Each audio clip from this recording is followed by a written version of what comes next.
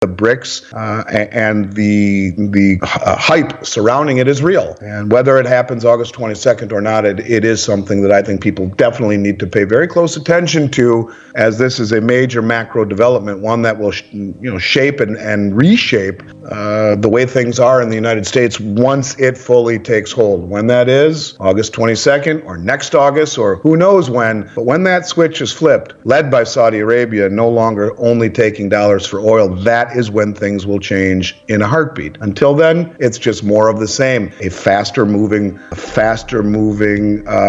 development that is gaining speed and momentum. These are the best prices and the best availability I have seen in 4 years. Is the world all of a sudden better? Is everything behind us? Is it green shoots and prosperity ahead of us? Well, that would be nice if so. But if not, if things aren't better, if this is just the quiet before the storm, then this is the best value across the board in silver and gold that I have seen in 4 years.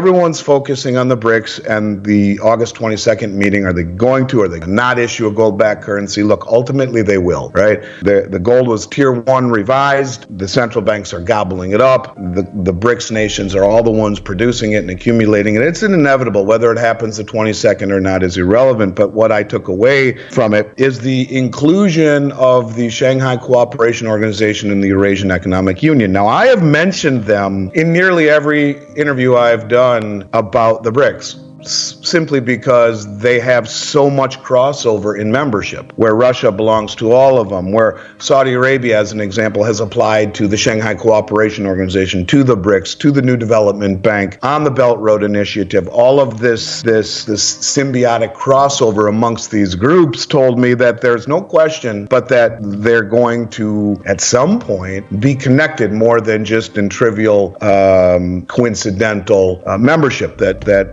There was too much in common for me to ignore that. And I would constantly talk about them, saying when you put all of these groups together, the Belt Road, the Shanghai Cooperation Organization, the Eurasian Economic Union, and the BRICS, you're darn near talking 90% of human population. Well, what Jim did was to put a bow on that thesis and say that they are going to combine these entities into the BRICS at the meeting. Now, one of the things I talked about in my presentation there was that if you Google how many countries have applied to the BRICS, last year at that meeting it was 16. Now it's 41. It's growing, no question. This is a trend in motion and is rapidly growing. But if you try and find the list of those 41 countries, everywhere I would find, all I would come up was 25. If you back out of the Eurasian Economic Union and the Shanghai Cooperation Organization, the countries that have already or are already in BRICS or have formally applied, and add it to 25, you get darn near 41. So what he was saying, I believe, is supported on many levels. I believe it to be incredibly logical and makes great sense that these entities, these groups, these countries would coalesce into this common union. And really, to me,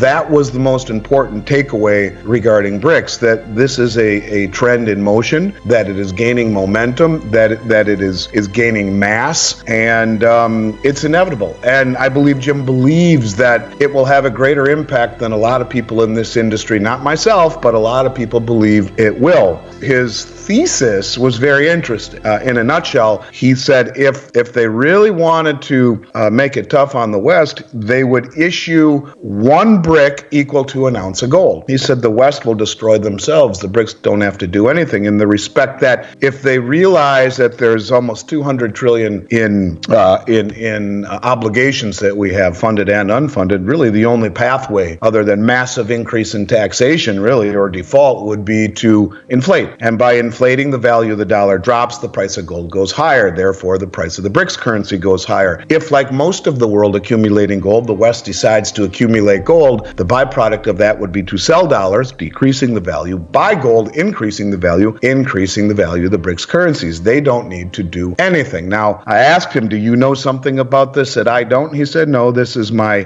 theory. But the interesting thing is, remember, Jim was brought into the CIA to do simulated war games. What financial war games? And what could a country do to our system, our financial system, to inflict damage? And this is a guy who thinks that way. It was really a very interesting thesis. I don't know that this will come out that way, but the point of it is, with all of this, is that we are seeing a massive change that is being embraced by the majority of the world, where gold will be a centerpiece because of its tier 1 revision, because of the massive repatriation and accumulation by these countries. And it's whether it happens August 22nd or it happens 6 months from now really doesn't matter to me. What really matters is this growing mass, this growing density, this growing group of countries that is going to chip away at the reserve status of the dollar. He said one other thing, and I thought it was worth talking about, and that was that there's a lot of talk of the BRICS currency being a settlement currency at first. He is a big believer that they will issue a bond market, and they will use nationalistic patriotism to break free from the Western hegemony, the way that we did in World War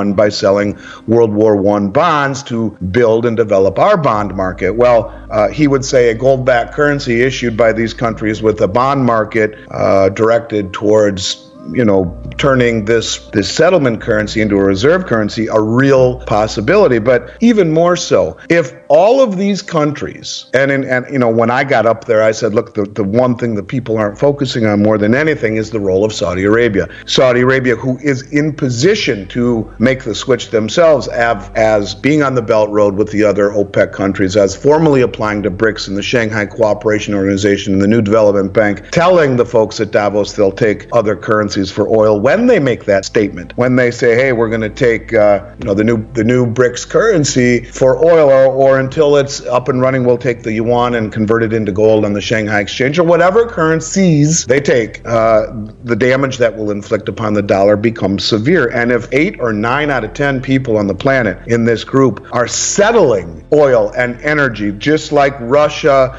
buying oil from China and paying, or selling oil to China and receiving it in yuan, or even more relevant, France doing a very large liquid natural gas deal, a massive one, and paid for it in yuan. That's a big deal. When we see all of these countries settling in other currencies, it begins to chip away at the reserve status of the dollar. And I think that it's inevitable. And I think he believes it to be inevitable. And so, look, the bottom line is simply this. I took away from this conference that someone whom I respect an awful lot, who is very tied in, believes that the BRICS and the hype surrounding it is real. And whether it happens August 22nd or not, it is something that I think people definitely need to pay very close attention to, as this is a major macro development, one that will shape and reshape the way things are in the United States once it fully takes hold. When that is, August 22nd or next August or who knows when, but when that switch is flipped, led by Saudi Arabia, no longer only taking dollars for oil, that is when things will change in a heartbeat. Until then, it's just more of the same, a faster moving development that is gaining speed and momentum.